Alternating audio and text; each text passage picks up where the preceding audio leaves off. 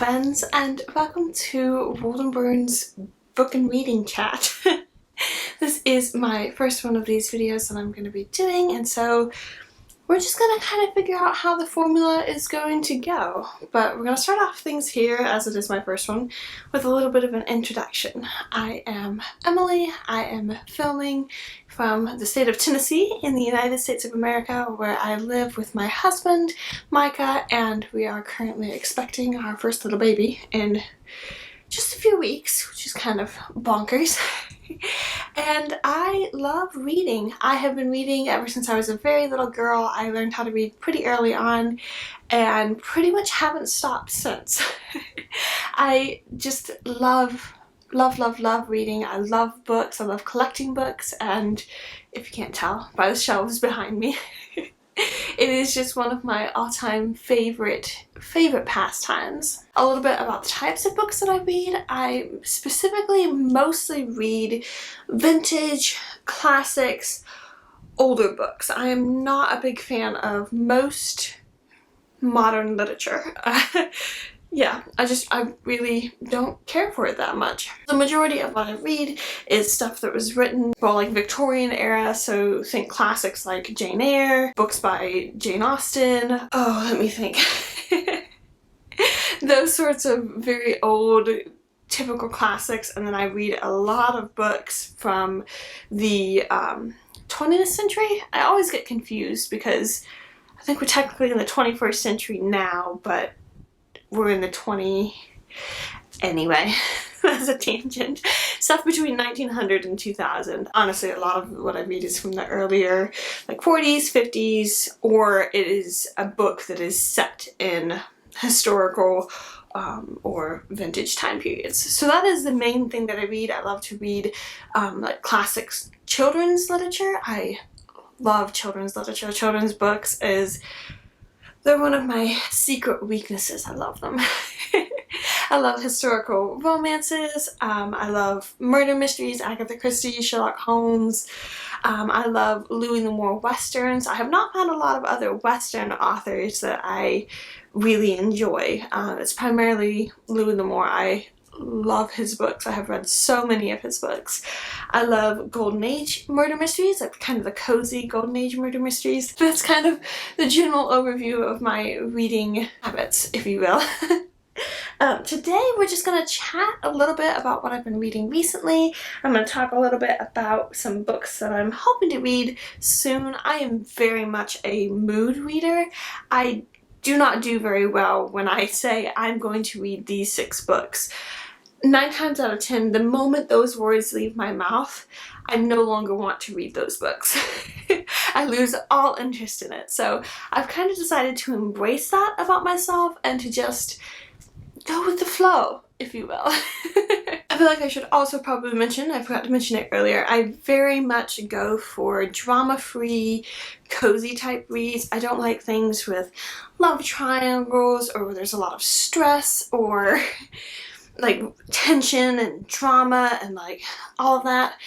I don't do well with that. I am a highly sensitive person, and that definitely is reflected in the things that I read and the things that I watch. Super like stressful or tense or suspenseful thrillers, those sorts of things just affect me so deeply. I identify so much with the characters that it affects my like real life outside of the book. So I have learned as I have gotten older and whatnot to just be cautious about the things that I read. So I very much focus on cozy, wholesome, sweet, drama-free, those sorts of vibes, which is a big reason why I like to read historical and vintage books, just because they seem to have less of that sort of nitty-gritty dark side to them. As an example, I personally had such a rough time getting through the last 3 books in the Harry Potter series, 5, 6, and 7. I hated them, to be honest. Not meaning to insult anybody. I didn't read the Harry Potter series until I was an adult. I loved the first 3. They were so good. I got to read the books that were illustrated by, what's his name? It's like Jim Kay or something. His artwork is phenomenal. Oh, it definitely made the reading experience so pleasurable for reading those first few Harry Potter books. But then from the fourth one and then through the fifth, sixth, and seventh ones, I kind of hated it. It was miserable. I read it because I wanted to say that I had read the Harry Potter series, but it was not a fun time for me. I did not like it. It got very, very dark, and I strongly object to the fact that they're classified as children's books. I feel like the second half of the series should be defined as young adult. The first half of the series is great. It's almost like just this, oh, I don't know, fairy tale-esque sort of vibe, and it's like this really nice adventure. Like, honestly, the first book was my favorite, just because it was so, I don't know, different and still had that sort of wholesome charm that I love about children's books. But then the second half of the series just completely soured my opinion of Harry Potter. I would like to go back and reread the first three of the Harry Potter books because I really did enjoy them, but it kind of got tainted by the last three. And the fourth one, I don't remember specifically. I feel like it was still pretty lighthearted children's books vibe, and not quite the dark, moody, serious, depressing thing that the last three books were. But anyway, that's just kind of a side note. What was I saying? Today, the thing that we're going to be talking about specifically today is, like I said, just some books that I have been reading recently. And then I went to a new to me thrift store today. I was able to pick up some books. So we're going to do a little bit of a book haul as well, which I'm very excited about. I've just been really wanting to talk about books more. I have a sewing and knitting creative YouTube channel, which I will link down below, and I love just chatting about the things that I make and the things that I sew and knit. And I really just started trying to think, how could I make something similar all about books, because books are such a big part of my life. They're such a passion of mine, and I love reading and I love talking about books. And so I decided we're just gonna kind of give this a shot and do sort of a bi-weekly book podcast, if you will. Yeah, that's what we have in line for today. I know I've been kind of chatty about it. So, thank you for joining me. If you would like to grab a cup of tea or some water, I'm drinking some red raspberry leaf tea because, as I mentioned, I'm pregnant and this is really, really good for you when you're pregnant. And it's also cold. We have a heat wave going on today. I woke up this morning and checked my phone and it has an extreme heat weather advisory going on at the moment. So here in Tennessee, things are cooking. So I'm not drinking hot tea today, which it also is good to mention. The AC is going and I have a ceiling fan going, so hopefully my microphone is good and does not pick up the buzz of those, but if it does, apologies. Those background hum noises drive me nuts in YouTube videos, so keeping my fingers crossed that it doesn't show up. But if it does, I'm 8 months pregnant. 8 months pregnant, and it is bloomin' hot outside, so enough waffling. Let's get into what I've been reading recently. I have really been feeling cozy murder mystery vibes here recently, golden age murder mystery. I've found a few different ones. I've been reading some of them on my Kindle. Well, it's my husband's Kindle, but I stole it. I use the Libby app through my local library, so I'm able to rent ebooks basically, and it works out great because then I can go through the Libby app on my phone and send them to the Kindle, and I love reading things on the Kindle. I am very much the type of person, I never thought that I would say that I like to read ebooks, but last summer we went on a beach vacation, and instead of hauling along 16 different books, I took my husband's Kindle and I just kind of fell in love with it. It was so easy and so simple, especially for traveling. And the other thing too is it just opened up this whole spectrum of books that my library only has available as ebooks. I can't get a physical copy from them. And so it really was, I was able to broaden my reading availability, if you will, by reading ebooks. And I love the Kindle that we have because it's a very, very old one. Like, it has no bells and whistles, it doesn't have a backlight, like nothing. It's just the Kindle. And that's part of the thing that I've always disliked about ebooks, is just it seemed like another way of technology and looking at a screen. And so I really love the fact that with the Kindle it's got that like no backlight paper feel sort of a thing to it. I really like it. Anyway, So I have been able to read a bunch of books that were not available to me via the Kindle, and some of those were some of the books in the collection, I guess you could call it, of the British Library crime classics. Goodness me, I'm having a little trouble talking today, but this is kind of the first time I've really talked to anybody today, so it makes sense. I found out about the British Library crime classics watching Miranda Mills' YouTube channel, and she's mentioned a couple of books in the series, and it's basically a collection of different British murder mystery writers, and I love the covers. I'll see if I can pop up a picture here of one of them. I just love the artwork of all of the covers. And I've read A Weekend at Thrackley, I think is how you pronounce it, which is by Alan Melville. I read The Lake District Murder Mystery, or The Lake District Murder, by John Boode, I believe. And then I read Death of Anton, also by Alan Melville. I love Alan Melville's writing. I am so sad that he only wrote like 3 books. It makes me so sad. He's so sarcastic and sassy and witty, and my husband and I were sitting out on the back porch and I was just cracking up laughing over these different parts in Death of Anton. It was so funny. There is one more book. Unfortunately, again, my library does not have it. They only have maybe 6 of the British Library crime classics available, and only as ebooks. They don't have any of the physical books. So I think I'm going to go on abebooks.com, which is my all-time favorite place to buy used books, and see if I can buy Alan Melville's 3rd one. I really hope that I am saying his last name right and that it is Alan Melville. I said it so confidently, but I'm not as confident as that. But if I'm wrong, I will have corrected myself. He has one more murder mystery in the British Library Crime Classics series, and I would love to get my hands on it because I just enjoyed his writing so much. They're just good. Oh, The Weekend at Thrackley is just sort of a country house, manor house, murder mystery sort of a thing. And then Death of Anton involves like a circus, and the detective guy in there he's just so sassy and funny, and I don't even really know he almost seems bored or annoyed that he gets dragged into this murder mystery, and it's hilarious. I was just dying laughing half the time. And so I'm really excited to pick up the 3rd book and see if I can find that online for not too expensively. Gotta get a sip of my tea. So I read those, and then The Lake District Murder, I think that's what it's called, by John Boode. It was pretty good. I enjoyed it. I did not enjoy the writing as much as Alan Melville, just because it seemed a little bit drier, a little bit slower. Those are not great adjectives to describe it because I still really enjoyed the story.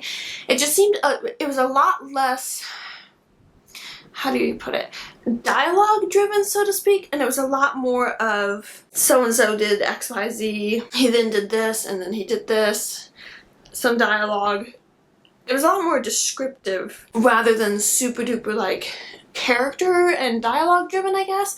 So I still really enjoyed it. I still thought that the murder mystery was quite good, and I would definitely read more by John Boode, but it was not quite at the same level as Alan Melville. I would say Alan Melville is kind of in the same category for me as Patricia Wentworth, and close to the same category as Agatha Christie. Like, you can't ever quite attain the heights of Agatha Christie, but it was quite good. So there's that one. Then I read A Man Lay Dead by an author who I'm not going to try and pronounce her name. And that one was pretty good as well. It was another country manor house murder mystery. These guests are all invited there. They go up there to play this popular game called Murder, where somebody is picked and designated as the murderer, and they then pick somebody else as their corpse. This is all done in secret, so nobody knows who was picked as the murderer, and so then the murderer picks somebody to be the dead body. And of course, as it's a murder mystery, there's actually a dead body at the end of the game, you know. So then it's the first book in the series of the Roderick Allen, I believe is the detective's name. It's the first book in that series. So I'm really interested to read some more books in the series because I love murder mystery, like detective series where it's like one detective and it goes through all the different books. Yeah. So that one was pretty good. It was not quite at the same level as like Patricia Wentworth or Alan Melville, but it was a good golden age mystery sort of a thing. And then just this morning I finished reading Agatha Christie, The Mystery of the Blue Train, and I can't remember if I've read this one before and it's just been a really long time and so I don't remember it, or if I hadn't read this one yet. And this is a Poirot murder mystery. Poirot is definitely my favorite of the Agatha Christie detectives. I don't hate Miss Marple. I think she's still kind of fun, but I don't know. She's not my favorite. She just seems kind of dithery and silly sometimes, and yeah, not meaning to insult any Miss Marple fans or anything, but I just definitely prefer Poirot's stories. So I've read pretty much all of the Poirot stories, and I think I've read most of the Miss Marple stories. Yeah, I basically read all of the Agatha Christie books that my library has. They don't have like actual standard regular copies. They only have large print editions, which is kind of sad to me because it's like, does that mean that only the older generations are reading Agatha Christie? Are the younger generations not enjoying her amazingness? I loved this one. It was really good. The thing that really stuck out to me though was the last couple of sentences in the book. I read Agatha Christie's autobiography last year and it is a phenomenal book. Agatha Christie is one of the best writers of all time in my opinion, and when she was writing about her story, she is just, her writing's so good. She's so funny and witty and talking about like the Victorian era that she grew up in, and maybe it was the Edwardian. I don't remember. Anyway, one of the sad things about it though, in her life, she was very, very close to her mother. Like they were very, very close. And she wrote this book right around the time when both her mother died and she found out that her husband was cheating on her with a younger woman and was in the process of getting ready to leave her. And reading in the autobiography, she mentioned that this was one of her not so favorite books just because it was associated with those bad happenings in her life, because basically her mom died and she was devastated, obviously, because she was very close to her mother, and so then she's having to go through and sort through all of her mother's possessions and clean up her childhood home and all of this stuff, and then she finds out that her husband, scoundrel, is cheating on her and having an affair with another woman, and it's just all of these things at once, and it actually like really affected her. This is, if you aren't familiar, this was when she actually ended up disappearing for a period of about 10 days, and just nobody knows exactly what she did or what happened. She never spoke about it. She just disappeared, and everybody thought she had died. They thought she'd gone and committed suicide or been murdered or something. Like, she was gone for like 10 days. So right around that time period, I don't remember if it was right before or right after, I think it was sometime around then, this book came out, and so it was just a really, really tough time for her in her personal life. And then one of the last sentences of the book is, "Trust the train, for it is le bon Dieu." My French is not, no. It's basically, for the good Lord, or the good God who drives it. Trust the train, for it is the good God who drives it. And I think it is so amazing that she was able to put that as the final sentence in this book when she was going through one of these terrible, terrible times of her life. Like, my heart just goes out to her. I almost started crying when I read that, because I know the story behind it, like how much she went through. It really, really hit me, and so I think it'll always stick with me from this book. Just because I think it was so brave and so strong and courageous of her to be able to put something like that in, to say, just trust the process, trust the journey. It's all gonna work out okay in the end. And I think that was so brave of her when she's going through this complete and total life upheaval, to be able to put that in this book.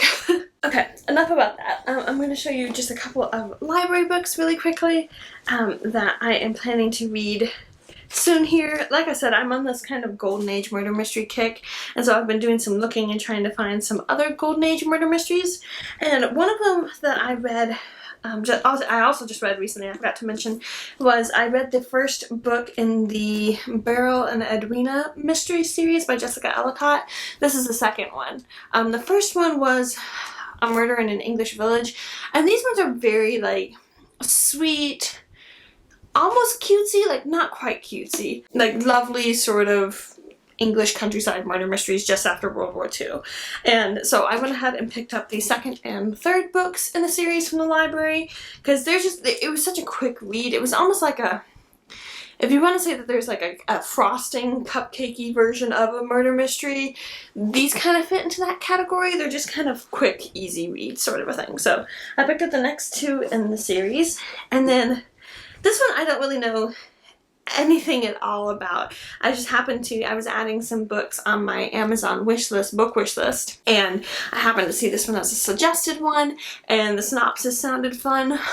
So it's The Darkness Knows by Cheryl Honigford. That is not how you pronounce that at all. Anyway. And it's just another Golden Age murder mystery. I love the covers on so many of these Golden Age murder mysteries. Like, it's just this particular sort of art style. I love it. It just looks so interesting. So I got that one. Then this one is a little, it's not a murder mystery at all, but I am a big fan of the Brian Jacques Redwall series. It is all-time favorite series. I'm sure I will gush about it in some other videos, but my younger sister had mentioned that she really liked the Mistmantle Chronicles series, and she said it was kind of like the Redwall stuff because it was about animals, and I love animals, like all the woodland animals. So I picked up the first book in the series that I'm gonna try and read. She's been asking me if I've read it yet for a while, so I was like, well, I'll get it. So it's the Mistmantle Chronicles Book 1, Urchin of the Riding Stars, and this is by M.I. McAllister. So I'm really curious. It's about a tiny squirrel found abandoned and close to death on a distant beach. Adopted and raised in a welcoming colony of animals, Urchin has no idea of his powerful destiny or his mysterious origins. So it just sounds like a really fun, cute sort of children's book. Those are the books that I have picked up from the library recently. I think that that's all we're going to talk about as far as what I've been reading recently. I'm kind of hoping to get into these books. As I said, I do not do a TBR. I have tried that a number of times. That is why there has been a distinct lack of videos on this channel, is because I tried to do a January-February TBR video and I didn't read any of those books. So I have realized that it's just not a good idea for me to do that. Those are some books that are kind of coming down the pipeline, and then I've also got a couple of other books on my Kindle. We'll check back in on my next video, but we're going to end things off here with talking about the book haul of books that I got from the thrift store. I'm trying to hopefully keep this first episode of this bookish podcast a little bit on the shorter side, just because I have another video that I need to film. I need to film a video for my knitting and sewing channel, so I've got some other stuff I've got to do. I was super pleased to find a bunch of the Dover Thrift Edition paperback books. I have definitely in the last couple of years started to love paperback books. Previously to that, I would never buy a paperback book. I would only ever buy hardbacks. And then in the last couple of years, I've really started to appreciate them more. And here recently, I just found her channel a couple days ago. I've been watching Gina. I don't remember her channel name, so I'll pop it up here again. Just started watching her channel, and she has this whole collection of these little, like this, mass market vintage paperbacks, and it just looks so good on her bookshelf, and it just made me feel so much better about buying paperbacks. I don't know, I'm kind of silly sometimes. I do really love the Dover Thrift editions of books. I just think they look so cool. They had a whole bunch of them, and so they were all like $1. So I was able to pick them up. I got Frankenstein by Mary Shelley. Just look at that cover. I got Selected Poems of Alfred Lord Tennyson. I got The Island of Dr. Moreau by H.G. Wells. And I got this one just because I'm familiar with the name H.G. Wells, and I like it. I like the look of it. And then I got English Victorian Poetry, an anthology. Just look at that cover. Oh, so I got those 4. Then, this is a book that I picked up quite some time ago. One of the things that I wanted to do this year is I wanted to try out some books by Rosamund Pilcher. She has been highly recommended by a number of different people. Miranda from Miranda Mills has talked about her a number of times, and Gina actually has talked about her a number of times as well. And so I've really been wanting to read it after watching Miranda's videos. And so I wasn't quite ready to tackle her like big books. She has some very, very lengthy novels. Some of the most famous ones are September and The Shell Seekers, I think. So I was at Goodwill probably a couple of months ago at this point, and I happened to see just this little paperback for like $1, and I was like, this is perfect. I will get this one. It's shorter, it's easy introduction. I can see if I like Rosamund Pilcher's writing, and I do. I loved it. I owned this one, and I was super happy to see that I was able to pick up these 3, The Shell Seeker, September, and Coming Home, all by Rosamund Pilcher. So now I'm starting my own little collection of Rosamund Pilcher mass market paperback. I'm super, super happy about these. And again, they were less than $1. I think these might have been 50 cents. So, very, very pleased about that. Then I picked up Dr. Seuss ABCs because, again, I'm pregnant and I'm collecting all of the children's books. I've been collecting children's picture books and things for years. I just didn't have this particular board book just yet. So it's going to be added to my collection of children's board books. Then I grabbed The Mouse and the Motorcycle by Beverly Cleary. I loved this book when I was little. I read this when I was quite a bit younger, and it was just, I loved it. I loved it so, so much. And again, I was able to get it for like $1, and I know it's a little bit battered and beat up, but I don't mind. That's going to go with my children's book collection. I picked up Nancy Drew, The Mystery at Lilac Inn by Carolyn Keene, and I loved the Hardy Boys growing up. They were probably one of my first introductions to sort of mystery books, and I loved them. I read so many of them, and I really need to start getting a collection so that by the time my baby's old enough to start reading them, I will have a whole collection of Hardy Boys. But I didn't read Nancy Drew as much. My sister read more of Nancy Drew's books. So I happened to see this one. It was $1, and I was like, this is the perfect way to start a collection of Nancy Drew and Hardy Boy books. So I got this one. I also, not gonna lie, heavily tempted by the cover. Like, look at her dress. I just love her dress. I love all things vintage, like fashion and stuff, so it was a little bit of a cover buy. Then I picked up a book I've never heard of before, and 100% got it because of the fact that it's like a vintage book. It looks kind of scandalous, to be honest. It's The Wayward Bus by John Steinbeck, and it's just this beautiful, like, vintage book. I love vintage books. They're kind of like the kryptonite in the bookstore, because even if I know absolutely nothing about it, as is the case with this one, I just want to get it. And it's also Grosset and Dunlap, and I have a number, I don't think you can really see them up on this shelf. I have a number of vintage Grosset and Dunlap books, and so I was so torn, and then it was like $1, and I was like, what am I gonna do? And then I got another Victoria Holt book to add to my collection. I got The Judas Kiss by Victoria Holt, and these books all right here, this whole section right here, is Victoria Holt. She was a author discovery for me from last year, and I was able to pick up a collection of about 13 books off of eBay, of all places. The lady that I purchased it from, they were her mother's. There was her mother's collection of Victoria Holt books, so I felt, I don't know, so privileged to be able to now own this collection of Victoria Holt books in hardback, in basically pristine condition.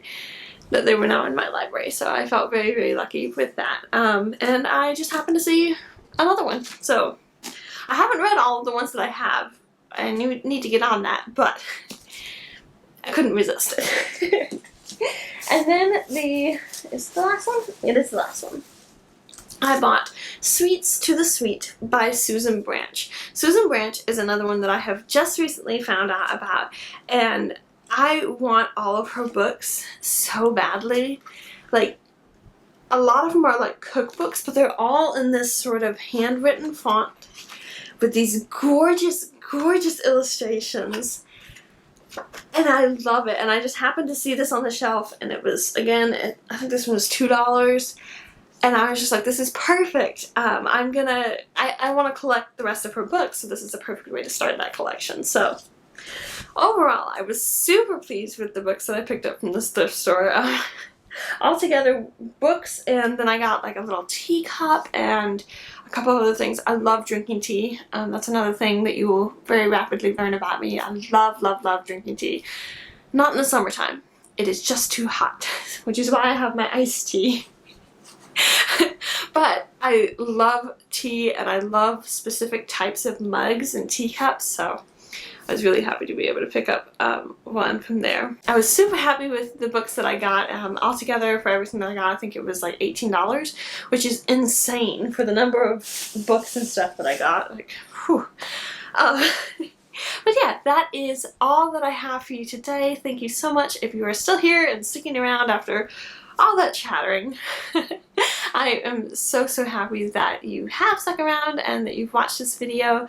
I am hoping to be able to do sort of bookish chat videos once every couple of weeks, and then probably throw in some sort of reading vlogs and other book related videos as well, but I haven't completely decided what that's going to look like. So right now I just know that I want to make chatty books and reading videos, and that's what we're going to go for at the moment.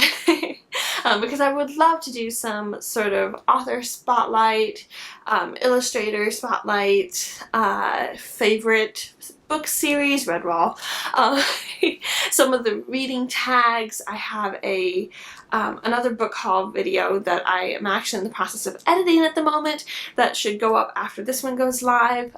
So I have lots of plans, but we will see. Again, I'm about to have a baby in 3-ish weeks, so we'll see where I get with all of that. But anyway, enough for today.